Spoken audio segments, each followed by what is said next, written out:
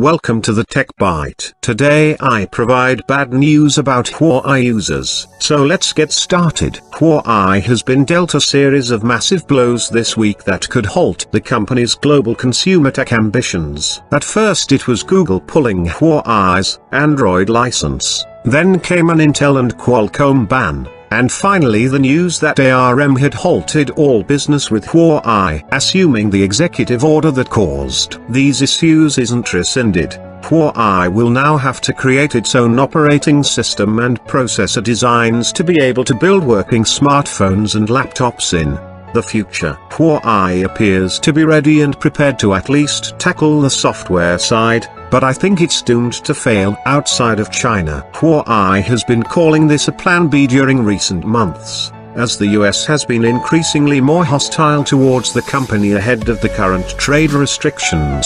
This plan involves offering an alternative to both Android and Windows that has reportedly been under development for years. Richard Yu, CEO of Huawei's consumer business, told CNBC this week that the replacement operating system will be ready by the fourth quarter, with a version available outside China by the second quarter of 2020. Not much is known all about Huawei's Android and Windows alternative, but it appears to be based on the open-source version of Android, HUAWEI'S, and will include Huawei's App Gallery store. This is Huawei's alternative to Google's Play Store, and every manufacturer that doesn't license Google's version of Android has to create its own app store or bundle one from a myriad of fragmented options. Huawei already has experience here, as the company's phones run a forked, HUAWEI'S-based version of Android without the Play Store in China, and Huawei's been bundling the App Gallery on phones outside of China since early 2018.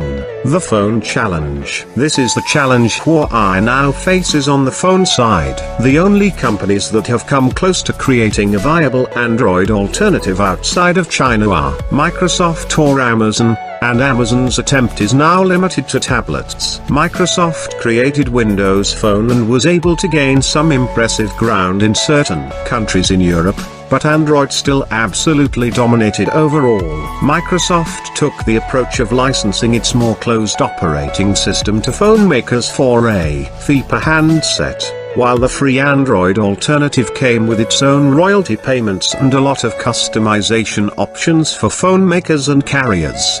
The Laptop Challenge. Over on the Windows side, Microsoft has maintained its dominance on desktop computing for more than 2 decades, using the same kinds of bundling tactics as Google. US regulators famously grilled Microsoft over its bundling of Internet Explorer in Windows, and EU regulators also got involved some years later. The EU eventually forced the company to include a browser ballot with non-Microsoft browsers in an effort to improve competition. Microsoft was also accused of illegally bundling its Windows Media Player with Windows, and the EU forced it to unbundle the app so that competitors could get a fair playing field. Microsoft created a special version of Windows for Europe without the app, but barely any manufacturers actually shipped machines with this version. Huawei's Plan B operating system would have to compete against both Windows 10 and Chrome OS in a market controlled by Lenovo,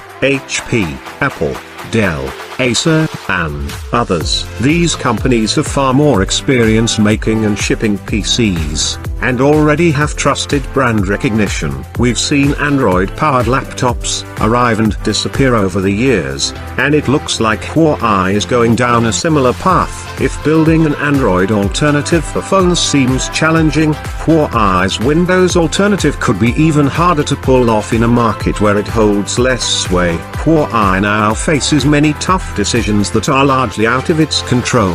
None of this software even matters if the company doesn't have the chips it needs. That's a thorny problem that Huawei hasn't shown any indication of being able to overcome.